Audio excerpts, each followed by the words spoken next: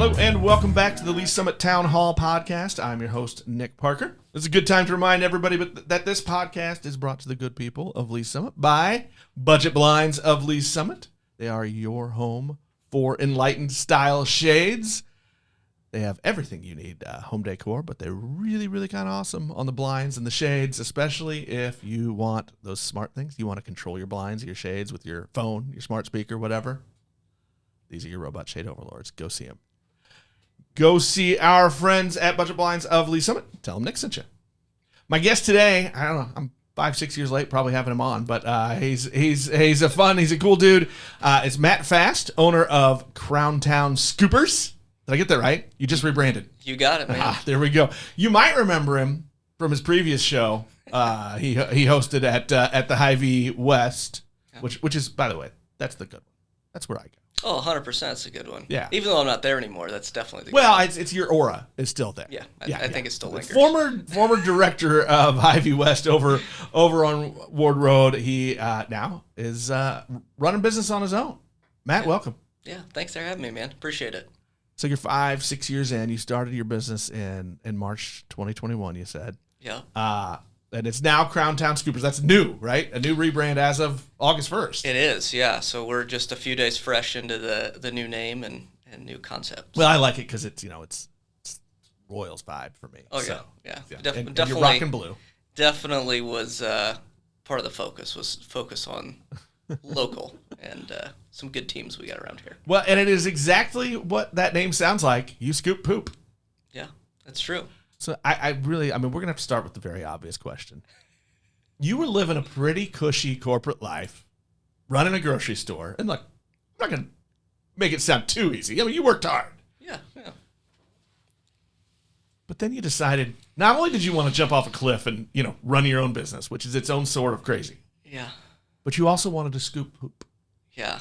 It's probably one of the craziest career adventures of anybody I know. Well, I mean, if this were the 70s and you were my son, my first question would be, are you on the drugs?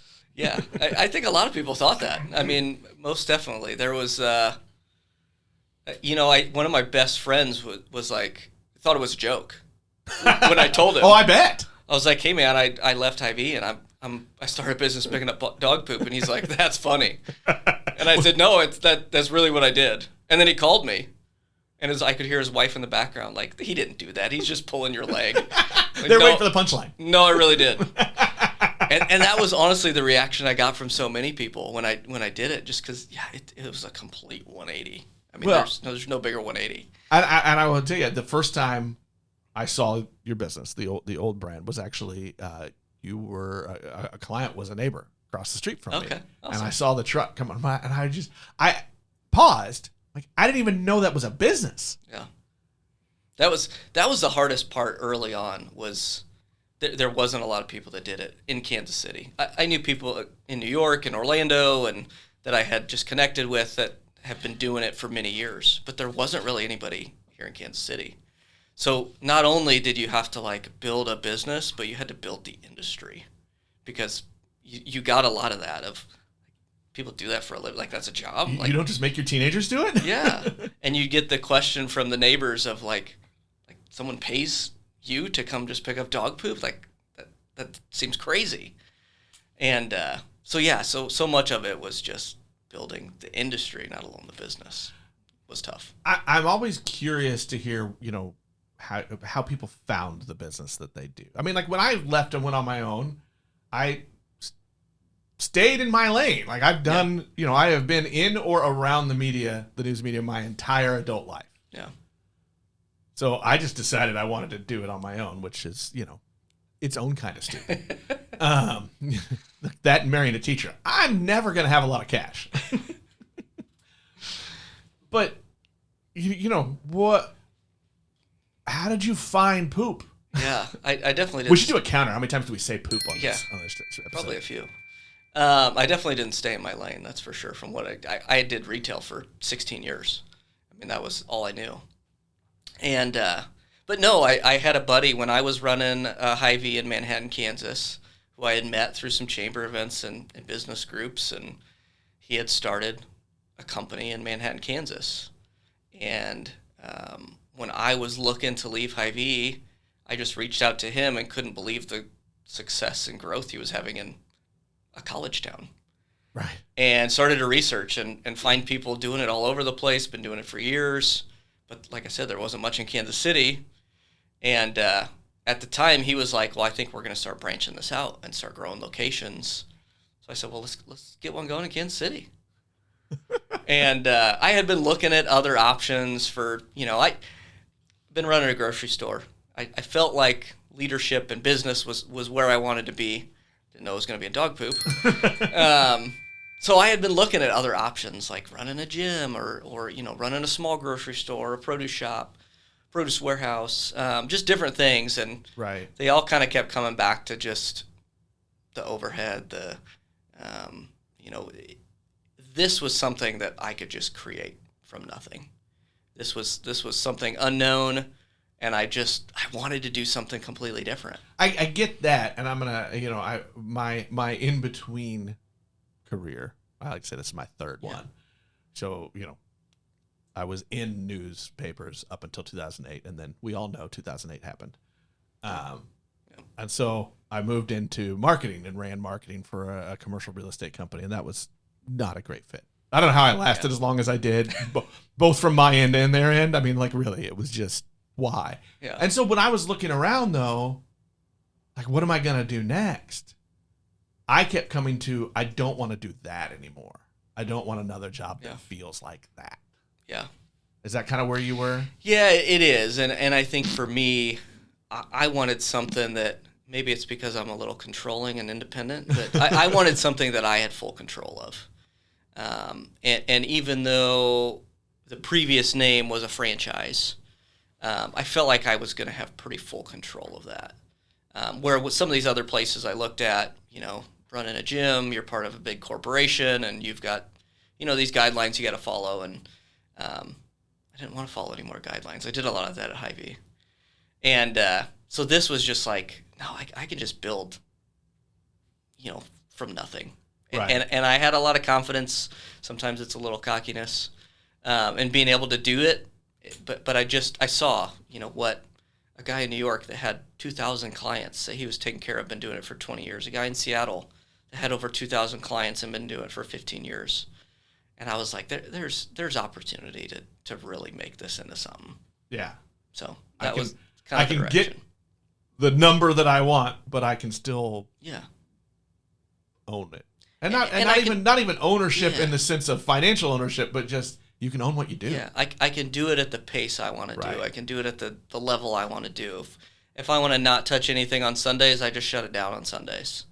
And that was running a grocery store. Grocery stores are busy on the weekends. They're busy on the holidays. I wanted to get away from that. Yeah. So there aren't a lot of days off in that business. There's really not.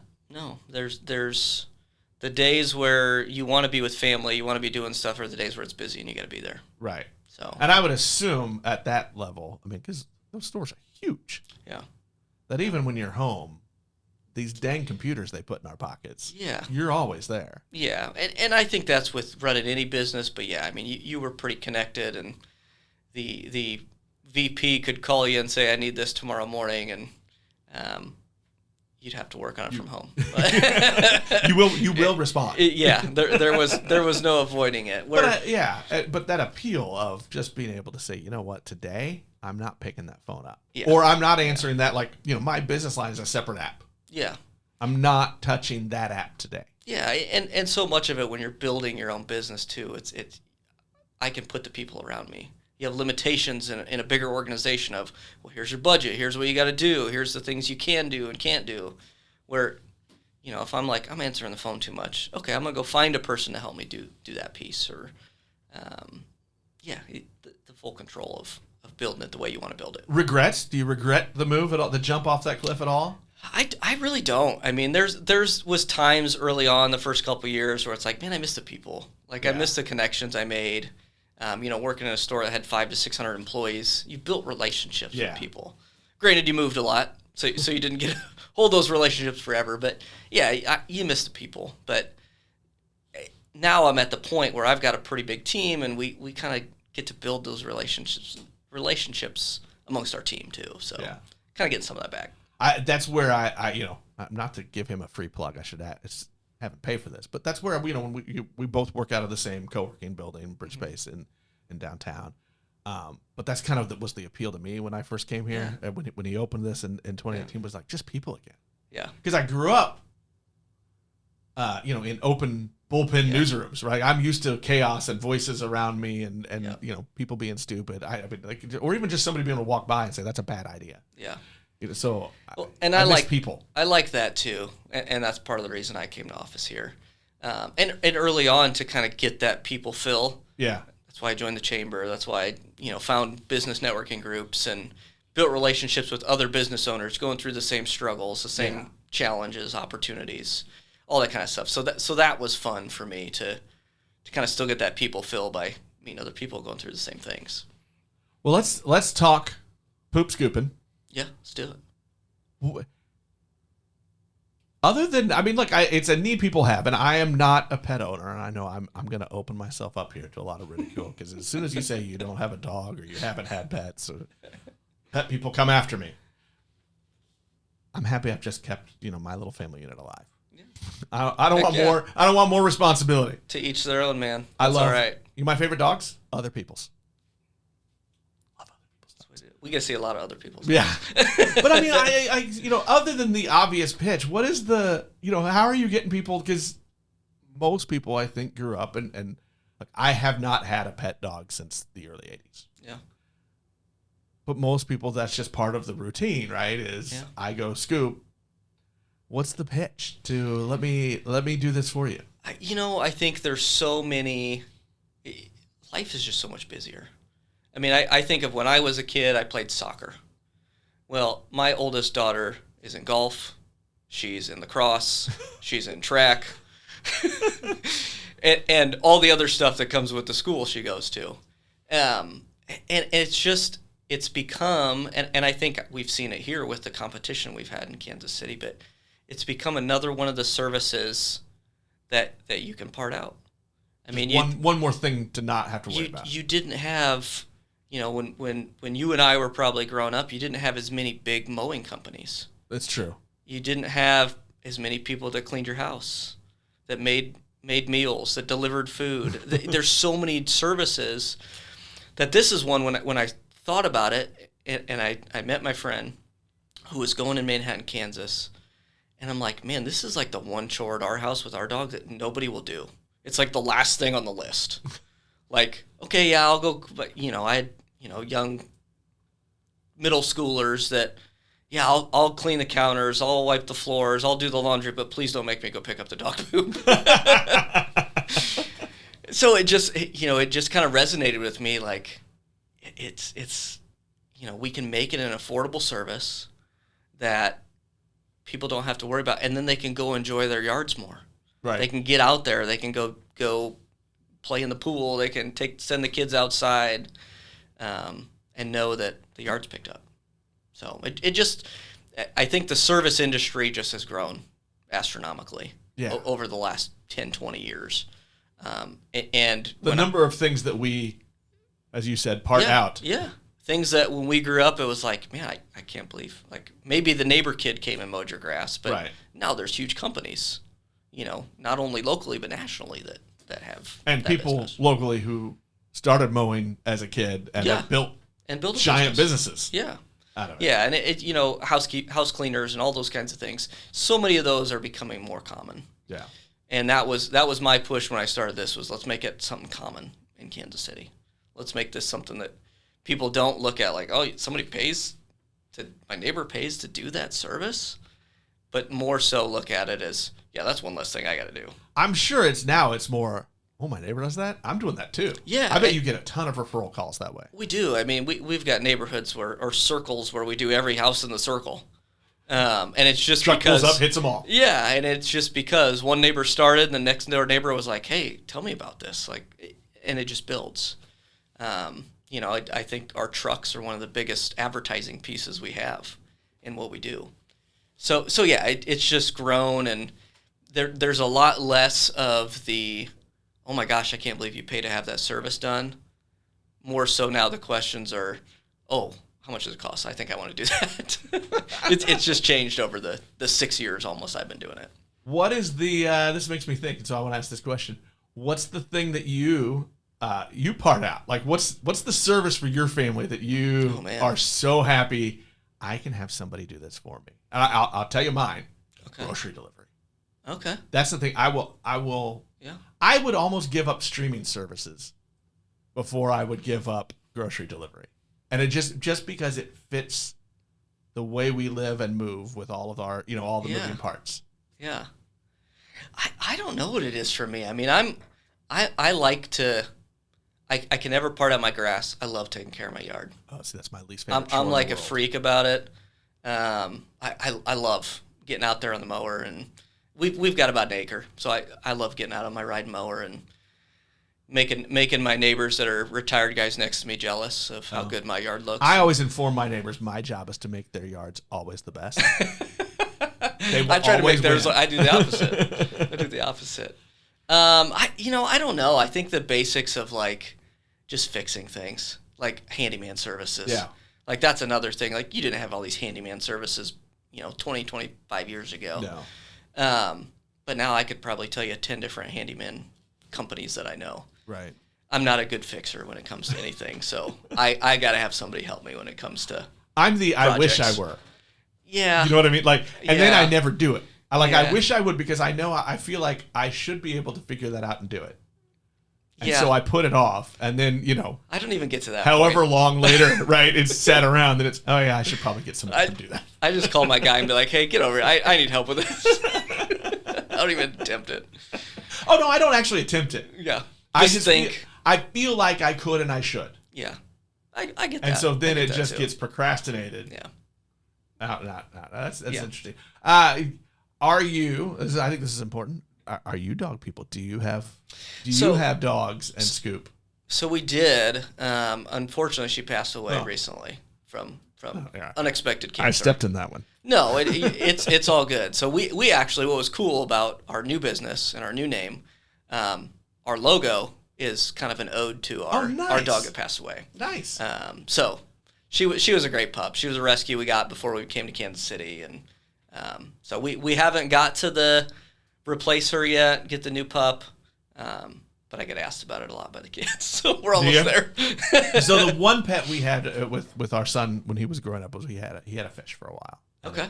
And when it as they all do, when it passed, he wouldn't have another. He's like, I just can't do it. I'm not doing another one. For him, it was like that's just because he's like he figured out, oh, that's just gonna happen again, and I don't want to deal with that. Yeah, I think it was honestly tougher on me than any of the kids because she was like, bad day, long day. I'm taking the dog for a walk. We're going out, and so we had a lot of good time. And I'd sit and watch football in the basement. She laid right next to me. Nice. I mean, so maybe it's me holding back on getting the extra dog versus the kids, but at some point we'll see.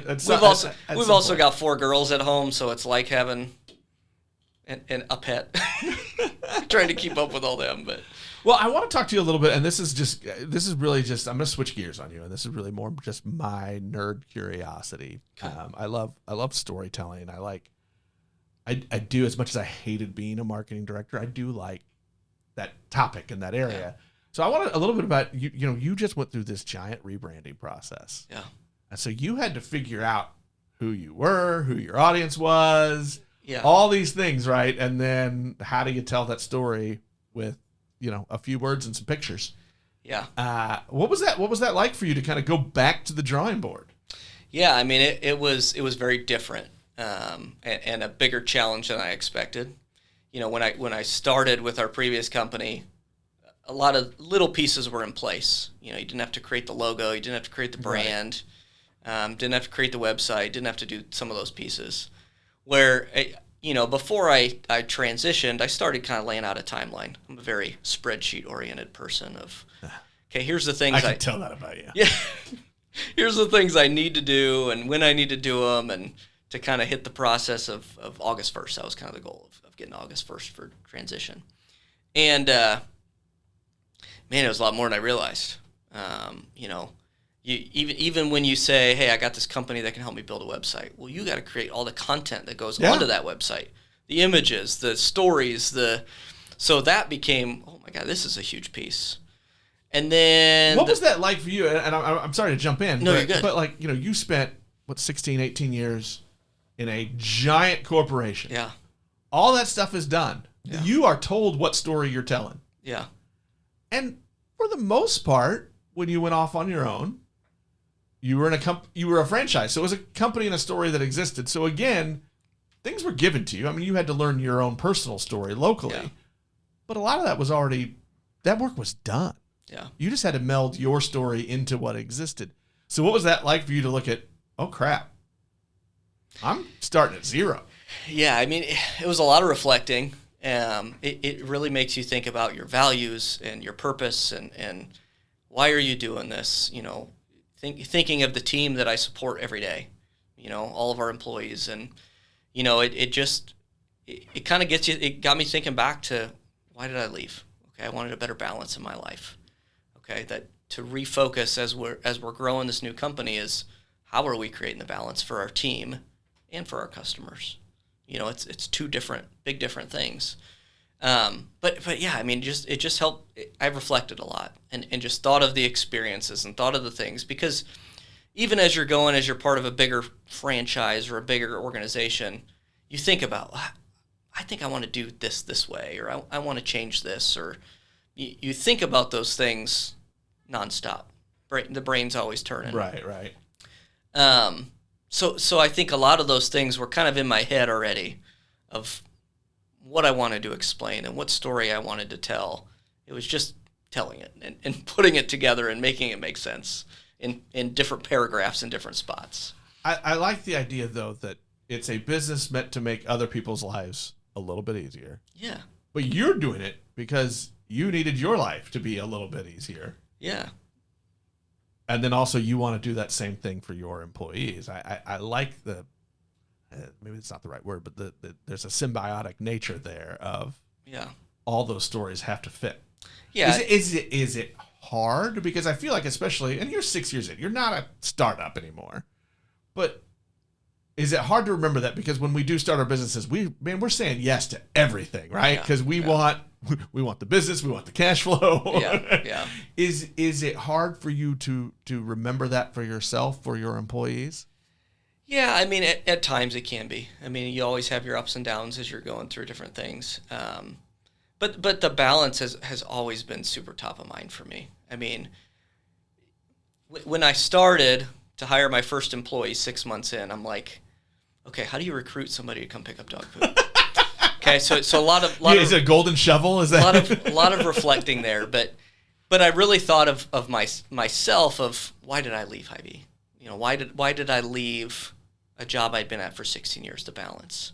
So that, let's push that as we're bringing people on. Okay, it's not a glamorous job. We're gonna get that out there right away with them, but it's daytime. It's no nights. It's no weekends. We take holidays off, and holidays were a big thing I wanted to be able to feel and be able to experience more, because I miss some of those things as you don't get to enjoy them as much when you're working the retail. So I was like, what we're going to do? We're going to take a week off at Christmas. It's snowy. It's winter. We're going to explain that message to our customers that, hey, we're going to give our team and everybody an entire week off so they can focus on family and they can focus on friends, and if they got to travel, they can go where they need to travel. Man, that was a big thing for employees when I first started. And that's huge. It was huge. And the first time we implemented it and told customers, here's what we're going to do, and here's why we're doing it, I didn't get pushback from a single person. That was going to be my question. Not a single person. They said, that's amazing that you do that. We love that you're giving your team time off. And it was kind of one of those things, like, I was nervous to do it, like, just shutting down for a week. But in a service business that we say we come every week, but no, customers were appreciative. Our employees absolutely loved it. We pay them for that week to go be with their family. That's fantastic. And it's been one of those things that, like, I think about that often, of think of the team, think of them, and think of what I want, they want the balance. So yeah, I mean, that's been a big piece that always has me thinking. I have a note in my phone too. My to-do list is always there, and the first thing that's on it. So my to-do list changes day to day, week to week, but the first thing on it is, how do I make my team's life better? And I'm always constantly thinking of, what can I do? What can I do? And I have to have that constant reminder, because you can lose sight of it really easily. Yeah, if you're always fighting the fires in front of you. Yeah. Not that poop and scoop is the same as fighting fires, Yeah. but, or any of the stuff I do. I play with cameras and microphones. I mean, come on. Yeah. But if you're always doing whatever the thing of the moment is, and you're always saying yes to new cash flow, you can forget. You can. You can very easily forget, oh, yeah, wait a minute, the reason I did this. Yeah. Yeah, so it's a constant reminder to me that I did this to give myself a better life. I need to continue to do that for my people. I mean, what was it, a month ago, we had that week where it was 90 degrees every day. So I sent all my employees a $50 QT gift card and said, go get some hydration, go get some snacks, take a break, go do something. And tons of great feedback. Just little things to not lose sight of. Yeah. Well, balance and take care honestly, of them. if you are going to bribe people, food and drink is always the best way to do it. I learned that from a boss early on, and I have remembered that lesson. Everybody likes food. Like, you can get your team to do just about anything if you feed them well. Yeah. So it's been good, and that note on my phone is my constant reminder. I love that. I love that that's out. Right there at the top of your to-dos. That's almost something we should all steal. Yeah, I mean it's a good constant reminder for. It reminds me a little bit of when my wife went through cancer. Her oncologist, I loved this about her. Every time we went in, the first thing out of her mouth was, "How can I make you feel better today?" That's awesome. Every single time. That's awesome. And it's just a little. Yeah. It's a few little words. Yeah. But man, it was powerful. Yeah. And my wife would say too that it meant something. Yeah. It's sometimes just those thoughts and those little things can make a big difference on somebody too. So. Well, you've talked about a team. So how have you grown in 5 years? How many employees do you have now? Yeah, so we've got 8 employees, most of which are full time. Which is fantastic, by the way, because I don't know that a person's brain immediately thinks that you've got full-time employees. Yeah. It's scoop and poop. It's crazy to me, as I have conversations with people and I reflect back to, 5.5 years ago when it was just me. I mean, the first 6 months was just me walking around with a truck and nobody else until we started to grow. But now it's like, man, I got 7 trucks going today. I've got one in Parkville. I've got one in Lee Summit. And it's awesome. It's kind of what's the word I'm looking for? I can't think of it. But is it daunting still a little bit to think about all of that, or are you more on a positive excitement side? It's more humbling, I guess. Yeah. Is the word, but it's more like, man, I can't believe we've come this far in 5.5 years. Where we got this many trucks running every single day, and again, it's that constant reminder of, man, this is how many people I have to support every week and make sure that we continue to grow so I can continue to support them. But it's cool. It's very humbling when I look at our schedule and see what we have going on a day. That's awesome. I like what you did, and I think when I first started hearing about you, and I think we met when you moved in to Bridge Space, but like. You got involved pretty quick, too. You made a point of, I'm going to go get with the chamber and some other groups like that. Yeah. I'm going to let the community know who I am. They did a little bit. Some of those relationships you had because you ran a big, important store in the area. But even if they were already relationships, they were different relationships now. So I thought it was interesting to me and to watch kind of how you jumped in, too. Like, yeah, and that was kind of goes back to that nobody even knows the industry exists. And early on, it's not like I started day one with 100 customers. Didn't have much, so it's like I'm just going to everything. I'm just going to go to every ribbon cutting and every chamber event and every networking group I can find. I'm just going to go meet people. And I'm going to tell them, hey, I left a corporate gig to pick up dog poop. And the story, and the conversation will just start. That's a great icebreaker. Yeah. And it that was... Still to this day, I try to be involved in a ton of stuff, but That first year, I won New Business of the Year in the chamber because I just went to everything. I talked to as many people as I could and joined as much as I could. I just wanted to go talk to people. Do you remember customer one? I do, and he's actually still a customer today. That's a great story. Yep, I actually see him in here once in a while. How did you snag that first one? Because I just think I love everybody's first customer story when they're entrepreneurs and how they get it. Most of the time, it's similar to my own, where I accidentally fell into it. But how did you go get that first one? So my first customer is actually a Facebook ad. I didn't know what I was doing with Facebook ads, but I threw a Facebook ad. Do any of us really? And put an ad out there and got a message like within a couple hours of, hey, what's the price? And I was like, oh God, here we go. I didn't even have a truck yet. I mean, I had started this on like a Wednesday or a Thursday.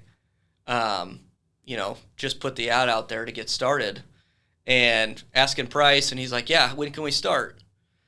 And I'm like, I don't even have a truck. I'm thinking, I don't even have a truck yet. So I said, hey, let's start on Monday. I'll get out there and we'll get you started on a schedule Monday. And went and bought a truck that Saturday. Honey, I got to go shopping. Yeah. But no, yeah, I mean, that was, I think, him and I have talked about it before because we've actually built a relationship outside of the business. And, I tell him very often, hey, you're my first customer and you can't go anywhere. But it's fun to think back of, some of your first 20, 25 customers, that a lot of which are still with us. And, it's fun to interact with them. And it's like going into a retail store or something. You see somebody who's got their first dollar framed, right? Like, because it is. It's a huge moment. Yeah. And most of them that came early on know me personally because I was the one answering the phone. I was the one booking everything. I was the one scooping their yard. So I got to know them really well. So the relationships I built with most of them is pretty cool. Are you still scooping? No. I try not to. That's been a challenge for me. I'm kind of a blue collar guy. I like to just get it. When I was a grocery store director, I wanted to just go get carts. Like I wanted to go check on the front end. And I'd remember my assistants be like, "Hey, you can't get stuck on a register checking. You've got to run. You can't go out there and get carts. I'll get people out there to get carts. You have things to do." Like I just want to be there. I just want to work. So every once in a while, I'll go knock out a few yards. I think that's important as leaders, though, to do that. Not only to show that you will still do that work, but I think it's good for yourself too to remember what you're asking everyone else to do and to know all of the different nuances and things that your employees run into. Right? Like if you don't know their perspective, you can't really lead them. Yeah. A couple weeks ago, I had a guy off, and I said, I'll just run your route. I'm not going to get another part-timer to come in. I'm just going to run it. I didn't have a lot going on that day. And you learn a lot when you do that. And that's why it's good to do, because I got done with the day. I'm like, why is this route set up this way? What the hell am I doing? Man, I'm sorry. I've been running you ragged. Yeah, this person should be on this day, and this made no sense. And so yeah, I mean, it is good to still be a piece of that and kind of get to go see, okay, what are they going through? What are they seeing? So yeah, it's good. Yeah, you have to know all of those things. Yeah, and I think that's how you lead. Yeah, right, for sure. Awesome. Well, here we're gonna wrap this up a little bit here. I want to be conscious of your time. I know you were running when I saw you this morning before this, but are you still having fun? I'm still having a blast. It's been awesome, and I'm still loving telling the story of picking up dog poop. I really should do a counter. I feel like we need to have a counter. How many times have we said poop today? Probably quite a few. So I think that's important. Like if we should, I think we all, I'm going to do the broad society stroke paint here. I think too often we let our whatever we do for a living define us. Yeah. Which is fine. Yeah. But we should remember to have fun with it. Like we should enjoy where we spend the majority of our lives. Yeah. Yeah, I think for sure. I think I'm happier. My life's more balanced. I really enjoy telling the story of building something like this to people. To building a poopy business? To building a poopy business. I love it. I mean, it's a blast. And I'm going to assume this too. You see your wife and family more often. Yeah, quite a bit. Yeah. Probably my wife might say it's a bad thing. But yeah, I mean, it's, I told you my oldest daughter, one of 4, is involved in all those sports. Well, I get to go see it all. I get to go be a part of all of it. And before I had to miss some of those things. When you got 4 kids, you have to say, okay, I can't do this one. I can't. Now I can do all of them if I want to. Yeah, I tell people that all the time. That to me, that is the biggest thing. I mean, I don't always get to pay myself like I used to get paid. Yeah. Some months are good. Yeah. Yeah. Which is weird. Like, you think about it, you go up and down as your business goes up and up and down. But the greatest thing, man, is I'm there for things. Yeah. That's what I love the most. Is just being there, even if it's just being there to watch a movie with the kids at night. You know. And not being to the point of, man, I'm exhausted. I just want to go in the basement and be away. You have the energy, you have the drive to do more, to be around more. Right. It's great. That's I think to me that's the greatest piece. Yeah. Greatest piece of it. Well, Matt, let's do this. If people want to get their yards scooped, they need the poop cleared from their life. How can they find you? We're the people to help. They can go to crowntownscoopers.com. They can give us a call, our same number, 816-866-7009. Or look us up on Facebook and Instagram. Crowntown Scoopers. Yeah, Crowntown Scoopers. That's awesome. Yeah. Matt Fast, thank you. Appreciate it. Thanks, Nick. That'll wrap us up for this episode. We'll talk to everybody next time.